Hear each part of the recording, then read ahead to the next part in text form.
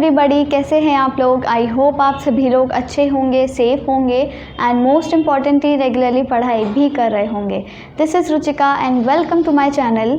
आज से हम स्टार्ट करने जा रहे हैं हमारा माइक्रो इकोनॉमिक्स का 10th चैप्टर। इससे पहले हम ऑलरेडी 9 चैप्टर्स पूरे डिटेल्ड एक्सप्लेनेशन के साथ कवर कर चुके हैं। अगर आपने वो चैप्टर्स नहीं पढ़े हैं या आप उनको रिवाइज करना चाहते हो तो आप आई बटन पर क्लिक करके उन्हें देख सकते हो। तो आज हमारा 10th चैप्टर स्टार्ट होने वाला है और 10th चैप्टर का नाम है प्रोड्यूसर्स इक्विलिब्रियम। इस चैप्टर में बेसिकली हमें पढ़ना है कि कोई एक जो प्रोड्यूसर होता है वो अपना इक्विलिब्रियम कैसे अटेन करता है। तो इससे पहले एक हमने चैप्टर ये भी पढ़ा है कंज्यूमर्स इक्विलिब्रियम, आपको याद हो तो उसमें हमने क्या पढ़ा था कि कंज्यूमर अपना इक्विलिब्रियम कैसे अटेन करता है। अब ये इक्विलिब्रियम होता क्या है? इक्विलिब्रियम वो स्टेट होती है एक कंज्यूमर के लिए। अगर हम कंज्यूमर की बात कर रहे हैं तो कंज्यूमर के लिए इक्विलिब्रियम वो स्टेट होती है जहाँ पर वो अपना सेटिस्फैक्शन मैक्सिमाइज कर लेता है। क्योंकि कंज्यूमर की जो इकोनॉमिक प्रॉब्लम है वो क्या है कि वो किस तरीके से अपना सेटिस्फैक्शन को मैक्सिमाइज करे, ठीक है ना। पर प्रोड्यूसर की इकोनॉमिक प्रॉब्लम ये नहीं है सेटिस्फैक्शन वाली, उसकी इकोनॉमिक प्रॉब्लम है कि वो किस तरीके से अपना प्रॉफिट मैक्सिमाइज कर ले। तो प्रोड्यूसर्स इक्विलिब्रियम यानी कि प्रोड्यूसर अपना इक्विलिब्रियम तब अटेन करेगा जब उसका प्रॉफिट मैक्सिमाइज हो जाएगा, राइट। तो प्रॉफिट और ये रेवेन्यू ये सारी चीज़ें हम ऑलरेडी पढ़ चुके हैं, कॉस्ट के बारे में भी हम पढ़ चुके हैं। तो इस चैप्टर में थोड़ा सा हम आज के वीडियो में प्रॉफिट के बारे में पढ़ेंगे अच्छे से, क्योंकि उसके बारे में हमने ज़्यादा डिटेल में नहीं पढ़ा अभी तक हमने सिर्फ एक रेवेन्यू का पूरा चैप्टर पढ़ा है, हमने कॉस्ट का पूरा चैप्टर पढ़ा है और रेवेन्यू और कॉस्ट के थ्रू ही हम प्रॉफिट समझ सकते हैं। तो अभी हम पहले समझते हैं प्रोड्यूसर्स इक्विलिब्रियम क्या होता है। देखो, it refers to a situation of profit maximisation. मतलब ये वो सिचुएशन है जहाँ पर प्रोड्यूसर का प्रॉफिट मैक्सिमाइज हो जाता है, मतलब उसको ज़्यादा से ज़्यादा प्रॉफिट मिलता है। और a producer strikes his equilibrium at that level of output where profit is maximised. तो कोई भी प्रोड्यूसर अपना जो इक्विलिब्रियम स्ट्राइक करता है, अटेन करता है, वो उस लेवल ऑफ आउटपुट पे करेगा जहाँ पर उसको ज़्यादा से ज़्यादा प्रॉफिट मिल रहा हो। अब ये कैसे होगा? देखो, आप लेट अस सपोज कि आप कोई 5 रुपये की चीज़ बना रहे हो, ठीक है। अब 5 रुपये की आप चीज़ बना रहे हो, मतलब 5 रुपये आप अपनी जेब से लगा रहे हो, ठीक है। तो ये जो 5 रुपये हैं ये क्या है? आपकी कॉस्ट है, कॉस्ट कहलाएगी ना, हमने पढ़ा है। अब ये जो 5 रुपये की चीज़ है, अगर आप क्या करते हो, 5 रुपये की चीज़ को लेट अस सपोज 12 रुपये में बेचते हो, क्या होगा? 12 रुपये में आपने बेचा, तो ये आपने बेचा मतलब आपने सेल करा, यानी कि आपने जो सेल करी है उससे आपको 12 रुपये की कमाई हुई। ये क्या हो जाएगा? आपका रेवेन्यू। अब हम यहाँ से अगर प्रॉफिट निकालना चाहें कि इस बंदे का प्रॉफिट कितना हुआ है, इसने 5 रुपये में एक चीज़ बनाई और 12 रुपये की बेची, तो प्रॉफिट कितना हुआ है? इसका प्रॉफिट हो गया है 7 रुपये, और ये जो 7 है ये इसका प्रॉफिट है, ठीक है। तो प्रॉफिट बेसिकली हम कैलकुलेट कैसे करते हैं ये सबको पता है। Profit is equals to revenue minus cost. Revenue में से कॉस्ट को माइनस कर दो। प्रॉफिट और रेवेन्यू दोनों ही अलग अलग टॉपिक्स हैं, ये हमने इससे पहले वाले चैप्टर में भी पढ़ा था। प्रॉफिट होता है रेवेन्यू और कॉस्ट का डिफरेंस, राइट। तो ये जो 7 रुपये हैं ये किस में से आए हैं? हमने जब रेवेन्यू में से कॉस्ट को माइनस कर दिया है, और इस रेवेन्यू में कॉस्ट भी शामिल होती है। इस 12 को हम ऐसे भी तो लिख सकते हैं, ये जब इधर चला जाएगा तो 7 + 5 हो जाएगा। तो ये जो रेवेन्यू है इसमें प्रॉफिट तो शामिल है ही, साथ साथ इसमें कॉस्ट भी शामिल है। तो रेवेन्यू क्या होता है? Profit plus cost. पर प्रॉफिट क्या होता है? Revenue minus cost. ये आप सबने पता है। तो इतनी सारी चीज़ें तो हमको ऑलरेडी पता थी, या हमने पिछले वाले चैप्टर में भी पढ़ी थी। अब यहाँ पे हम किसकी बात कर रहे थे? प्रोड्यूसर्स इक्विलिब्रियम की। ये हमने समझ ही लिया है। तो प्रोड्यूसर अपना इक्विलिब्रियम कब स्ट्राइक करेगा? जब मतलब उसका प्रॉफिट मैक्सिमाइज हो जाए, यानी कि ज़्यादा से ज़्यादा उसको प्रॉफिट मिलेगा। और अगर ये कोई एक सर्टेन लेवल ऑफ आउटपुट होता है उसी पर अगर वो किसी और लेवल ऑफ आउटपुट पर होता है तो उसको मतलब जो उसका प्रॉफिट होगा वो मैक्सिमाइज नहीं होगा। कोई एक सर्टेन लेवल ऑफ आउटपुट ही होता है जहाँ पर उसका प्रॉफिट मैक्सिमाइज होता है। अब हम प्रोड्यूसर्स इक्विलिब्रियम यानी कि इस चैप्टर में वही लेवल ऑफ आउटपुट कैसे एस्टिमेट करना है यही सीखेंगे, ठीक है। तो इतनी सी बात आपको क्लियर हो गई होगी। और दोबारा से हम पढ़ लेते हैं कि एक बार प्रॉफिट होता क्या है। Profit is equals to total revenue minus total cost, ठीक है, TR माइनस TC। प्रॉफिट को हम किससे रिप्रेजेंट करते हैं, पाई से। Pi is equals to T R minus T C. ये आपका एक फॉर्मूला हो गया, फर्स्ट फॉर्मूला, इस चैप्टर का पहला formula. Pi is equals to T R minus T C या फिर profit is equals to T R minus T C. ये इतनी सी बात समझ आ गई है। अब इसमें देखो प्रॉफिट की जब हम बात करते हैं, प्रॉफिट भी अलग अलग तरह के होते हैं। तो प्रॉफिट बेसिकली सबसे पहले अगर हम बात करें तो एक होता है आपका इकोनॉमिक प्रॉफिट, ठीक है, और दूसरा होता है आपका अकाउंटिंग प्रॉफिट। अकाउंटिंग प्रॉफिट, ये दो तरह के प्रॉफिट्स हैं, ठीक है, इकोनॉमिक प्रॉफिट और आपका अकाउंटिंग प्रॉफिट। अब जब हम इकोनॉमिक प्रॉफिट की बात करते हैं, इकोनॉमिक प्रॉफिट क्या है और अकाउंटिंग प्रॉफिट क्या है। देखो प्रॉफिट से ये समझ लो हमेशा रेवेन्यू और कॉस्ट का डिफरेंस होगा, बस रेवेन्यू और कॉस्ट की जो फॉर्म है ना वो थोड़ी थोड़ी अलग हो जाएगी। कैसे, ये भी होता है T R minus T C, ठीक है, और ये भी होता है T R minus T C. फिर दोनों में भाई फ़र्क क्या है, इनका नाम क्यों अलग अलग है। इनका नाम इसीलिए अलग है क्योंकि जो इकोनॉमिक प्रॉफिट होता है ना, इकोनॉमिक प्रॉफिट होता है ना, इसमें जो हम टोटल कॉस्ट जो मतलब माइनस कर रहे हैं रेवेन्यू में से, उसमें से क्या होता है, टी सी इंक्लूड्स ओनली, नहीं इसमें तो दोनों तरह के होते हैं, हाँ, includes implicit and explicit cost. इस वाले टीसी में ना दोनों कॉस्ट इंक्लूड होती हैं, एक्सप्लिसिट भी और आपकी इम्प्लिसिट भी। किसमें, एक इकोनॉमिक प्रॉफिट में, ठीक। पर जब हम अकाउंटिंग प्रॉफिट की बात करते हैं तो ये जो टीसी है ना, ये क्या करता है, it includes only explicit cost. अब आधे से ज़्यादा लोग आई एम श्योर भूल गए होंगे कि एक्सप्लिसिट कॉस्ट और इम्प्लिसिट कॉस्ट क्या होता है। ये तो हमने पढ़ा था इससे पहले वाले चैप्टर में, वो भी हमें याद नहीं रहेगा। तो देखो दोबारा पढ़ लेते हैं, एक्सप्लिसिट कॉस्ट और इम्प्लिसिट कॉस्ट क्या होता है।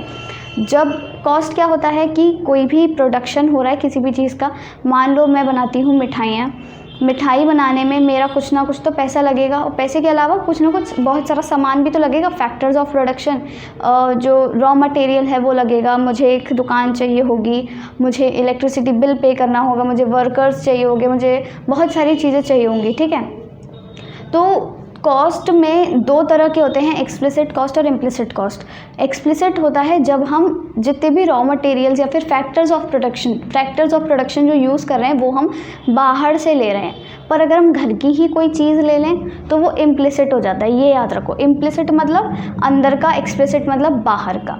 तो इम्प्लिसिट कॉस्ट जैसे कि क्या हो सकती है, हमने कोई और दुकान नहीं खरीदी, हमारे घर में ही ऊपर एक खाली कमरा था, हमने उसको यूज़ कर लिया, तो एक दुकान का किराया बच गया ना, तो वो होता है आपका इम्प्लिसिट कॉस्ट, मतलब जो अपने घर का ही यूज़ कर लिया, राइट।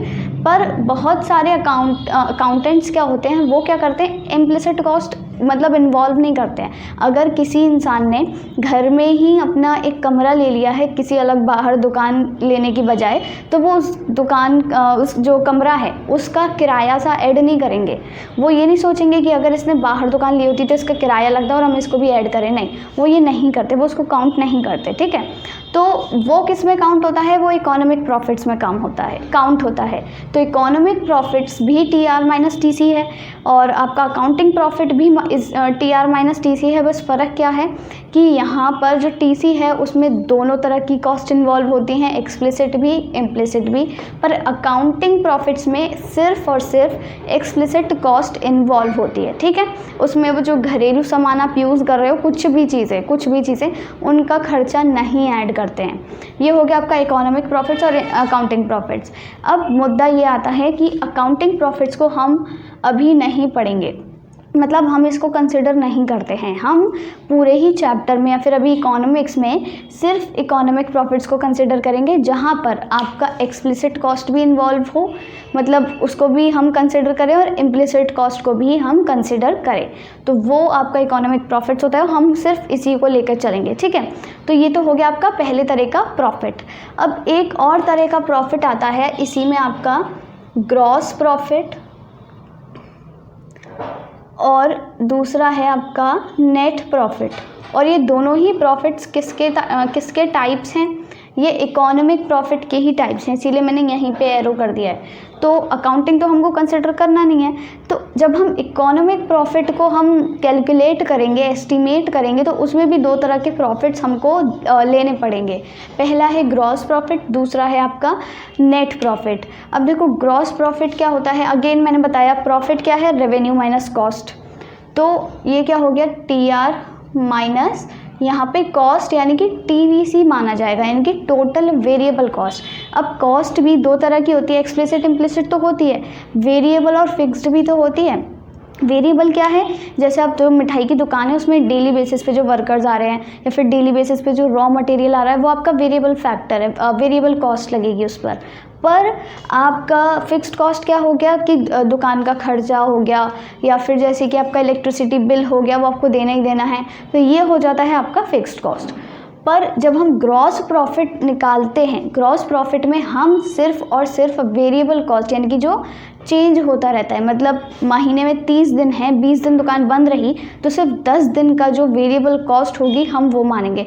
20 दिन जो एक्स्ट्रा खर्चा लगा यानी कि फिक्स्ड कॉस्ट, जैसे दुकान का किराया या फिर आपका इलेक्ट्रिसिटी बिल, हम उसको कैलकुलेट नहीं करेंगे। तो ग्रॉस प्रॉफिट क्या होता है, TR माइनस TVC, ठीक है। पर नेट प्रॉफिट क्या होता है, TR माइनस TC। अब इस वाले TC में, ये वाले TC में तो सिर्फ वेरिएबल कॉस्ट थी, इस वाले TC में दोनों तरह की कॉस्ट है, यानी कि टोटल वेरिएबल कॉस्ट भी है और टोटल फिक्स्ड कॉस्ट भी है। तो हम इसको ऐसे लिख देते हैं, ठीक है। इस वाले में सिर्फ वेरिएबल कॉस्ट थी तो हमने डायरेक्ट ऐसे ही लिख दिया, इसमें दोनों तरह की कॉस्ट इन्वॉल्व हैं तो हमने इसको ऐसे लिख दिया। तो ये आपने याद रखना है, इकोनॉमिक प्रॉफिट्स में सिर्फ इकोनॉमिक प्रॉफिट्स में दोनों तरह की कॉस्ट इन्वॉल्व होती हैं, एक्सप्लिसिट इम्प्लिसिट। अकाउंटिंग में सिर्फ एक तरह की कॉस्ट इन्वॉल्व होती है यानी कि एक्सप्लिसिट। साथ ही साथ जब हम इकोनॉमिक प्रॉफिट्स को एस्टिमेट करते हैं तो हम दो तरह के प्रॉफिट्स मतलब कैलकुलेट करते हैं, ग्रॉस और नेट। नेट मतलब होता है बिल्कुल टोटल, सब कुछ मिला के, ये याद रखो, नेट होता है टोटल। आप कोई भी चीज़ जब नेट निकालते हो ना, net revenue, net profit, net cost, तो वो सब कुछ होता है, सब कुछ। तो यहाँ भी सब कुछ होगा, वेरिएबल कॉस्ट भी और फिक्स्ड कॉस्ट भी। पर ग्रॉस में सिर्फ वेरिएबल होगा यानी कि फिक्स्ड नहीं होगा। तो ये था आपका एक छोटू सा टॉपिक जिसमें हमने ये सारे 4 तरह के प्रॉफिट्स के बारे में अभी तक पढ़ लिया। अब एक और तरह के प्रॉफिट्स हैं, उनके बारे में और पढ़ना है, फिर आपका आज का वीडियो ख़त्म हो जाएगा, ठीक है। अब वो कौन से प्रॉफिट्स हैं भाई, देखो जब हम किसी बिज़नेस फर्म की बात करते हैं, जब हम किसी बड़ी बिज़नेस फर्म की बात करते हैं, बड़े बड़े बिजनेसेस की बात करते हैं, तब हम 3 अलग तरह के प्रॉफिट्स को कंसिडर करते हैं, 3 अलग तरह के प्रॉफिट्स कैलकुलेट करते हैं। कितने सारे प्रॉफिट्स हैं, ठीक है, ओके। तो कौन कौन से होते हैं उनका नाम लिख लेते हैं। सबसे पहले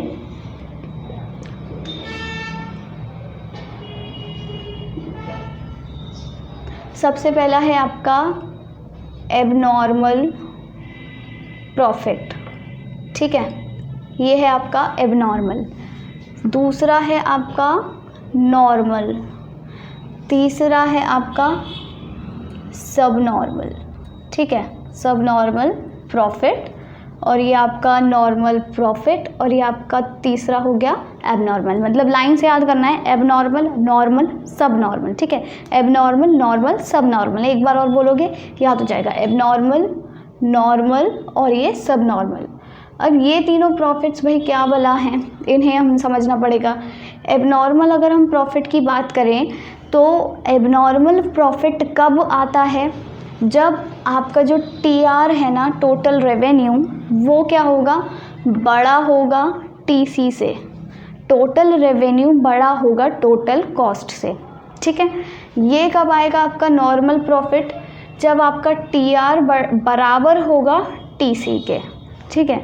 और सबनॉर्मल क्या है, TR छोटा हो जाएगा TC से। इतनी सी बात याद रहेगी, एबनॉर्मल, नॉर्मल, सबनॉर्मल। TR बड़ा है, ठीक है, TR इसमें बराबर है और TR इसमें छोटा है। अब देखो इसकी शक्ल देखो एक बार, यहाँ पे क्या लिखा हुआ है, profit is equals to TR minus TC। तो जब हम TR में से TC को माइनस करेंगे, अब TR की वैल्यू अगर बड़ी है, मान लो TR है 12 और TC है आपका 8, अब जब हम माइनस करेंगे तो पॉजिटिव वैल्यू आएगी, यानी कि 4 आ जाएगा और हमारे प्रॉफिट ही माना जाएगा, 4 रुपये का फ़ायदा हुआ। पर उसी जगह अगर टी आर छोटा हो जाए, यानी कि टी आर तो हो जाए 8 और टी सी हो जाए 12, यानी कि जो सामान बनाया है उसमें तो 12 रुपये लग गए, कॉस्ट तो 12 रुपये लगी, पर बेचने पर हमको सिर्फ 8 रुपये मिले, तो क्या हुआ, 4 रुपये का नुकसान हुआ ना। ये तो साफ सीधी बात है, यानी कि माइनस का 4 आएगा, यानी कि लॉस वाली कंडीशन हो गई। यहाँ पे तो हमें क्या हो रहा है, साफ साफ नज़र आ रहा है, ये है प्रॉफिट और ये है लॉस। पर अगर मैंने अब एक तीसरी सिचुएशन आ गई, मैंने बनाया कोई सामान, यहाँ पे लिख देती हूँ, कहाँ लेके चलो, 12 रुपये का, और 12 रुपये का सामान बनाया यानी कि कॉस्ट, और बेचने पर कितने रुपए मिले मुझे, बेचने पर भी मुझे 12 रुपये मिले, यानी कि रेवेन्यू माइनस कॉस्ट, तो ये क्या हो गया, ज़ीरो, यानी कि नो लॉस नो प्रॉफिट वाली सिचुएशन हो गई। ना तो मुझे घाटा ही हुआ ना मुझे फ़ायदा हुआ, जितने पैसे मैंने लगाए थे उतने मेरी जेब में वापस आ गए। तो ये 3 तरह की जो सिचुएशंस है ना, ये वाली और ये वाली, ये 3 तरह की सिचुएशंस ही ये 3 सिचुएशन हैं, बस इनके नाम रख दिए हैं। अब एबनॉर्मल प्रॉफिट क्या होता है, जब आपका रेवेन्यू कॉस्ट से बड़ा है, यानी कि ये वाली, इसमें आपको फ़ायदा होगा। इसमें क्या है, T R is equals to T C है, यानी कि ये वाला जिसमें आपको ना ही फ़ायदा होगा ना ही नुकसान होगा। और ये वाली क्या सिचुएशन है, जब आपका रेवेन्यू ये छोटा है टोटल कॉस्ट से, तो आपको घाटा ही घाटा है, ये तो सिर्फ साफ साफ नज़र आ रहा है, घाटे का सौदा है। तो ये 3 सिचुएशंस ऐसे याद रख लो। अब इसमें हाँ एक चीज़ ये है कि ये कंडीशंस जो है ना, T R greater than T C और ये सब, ये यहीं तक नहीं है। इसमें हम अब क्या करेंगे, दोनों ही साइड क्यू से डिवाइड कर देंगे, T R divide by Q, T C divide by Q. इसी तरह इधर कर देंगे हम, T R divide by Q is equals to T C divide by Q, और इसी तरह हम यहाँ भी कर देंगे, T R divide by Q less than T C divide by Q. अब ये फॉर्मूलाज तो हमको कहीं देखे से लग रहे हैं, ये हमने कहाँ पर पढ़ा है, टी आर अपॉन क्यू क्या होता है, ए आर, यानी कि एवरेज रेवेन्यू, और टी सी अपॉन क्यू क्या होता है, एवरेज कॉस्ट।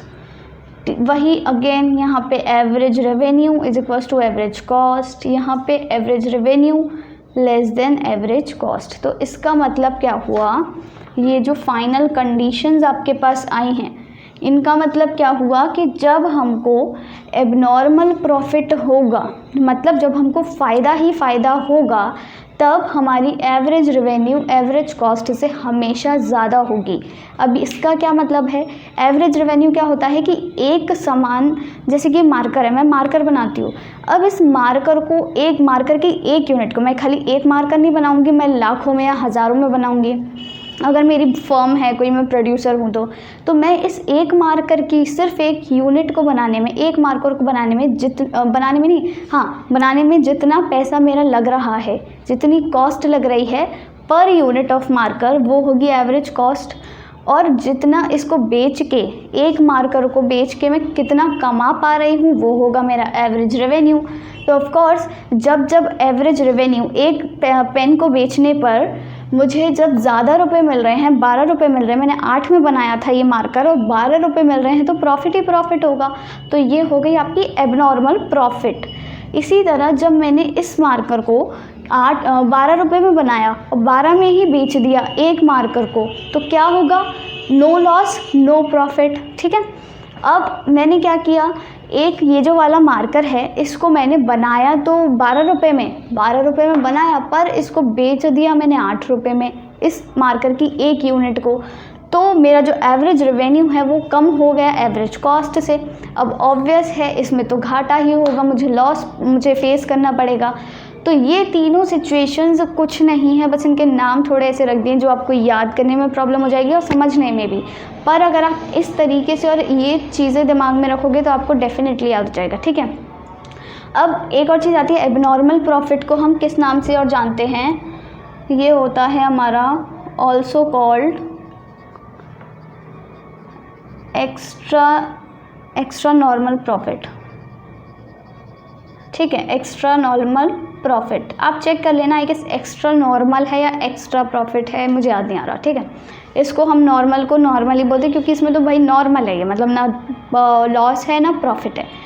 ये जो सब नॉर्मल प्रॉफिट है इसे हम क्या कहते हैं, ऑल्सो कॉल्ड, कौन बताएगा, बहुत ईजी है, ऑल्सो कॉल्ड लॉसेस। घाटा हो रहा है, लॉस हो रहा है, कम में ज़्यादा में बना रहे हो, कम में बेच रहे हो, तो ये क्या होता है, लॉस कहलाता है। ठीक है, अब ये एबनॉर्मल प्रॉफिट, नॉर्मल प्रॉफिट, सब नॉर्मल प्रॉफिट आपको समझ आ गया होगा। ठीक है, आप इसका स्क्रीनशॉट भी ले सकते हो फटाफट से। अब देखो बात ये आती है कि ये जो नॉर्मल प्रॉफिट है ना, इसका रेलेवेंस क्या है, मतलब ऐसा कौन सा बेवकूफ़ इंसान है जो अगर कोई पेन 10 रुपये में बना रहा है तो वो 10 में बेचेगा। देखो ये तो माना जा सकता है कि ये सिचुएशन एग्जिस्ट कर सकती है कि मान लो उसने 12 रुपये में ये पेन बनाया, पर डिमांड डिमांड ज़्यादा हो गई तो प्राइस कम हो गया। ठीक है, डिमांड ज़्यादा हुई तो प्राइस कम हो गया, उसको कम में बेचना पड़ गया। तो ये हो सकता है कि ये वाली सिचुएशन एग्जिस्ट करे कि उसको लॉस हो गया। पर ये कैसे होगा, नॉर्मल प्रॉफिट कैसे होगा कि 10 रुपये में बनाओ 10 में बेचो। तो देखो नॉर्मल प्रॉफिट ऐसी सिचुएशन है, मतलब नॉर्मल प्रॉफिट क्या होता है, it is a part of TC. यहाँ पे आप कुछ पॉइंट्स लिख सकते हो, normal profit is a part of TC, मतलब टोटल कॉस्ट। ये ना टोटल कॉस्ट का ही पार्ट होता है नॉर्मल प्रॉफिट। अब दूसरी चीज़ क्या, ये क्या होता है, नॉर्मल प्रॉफिट इज़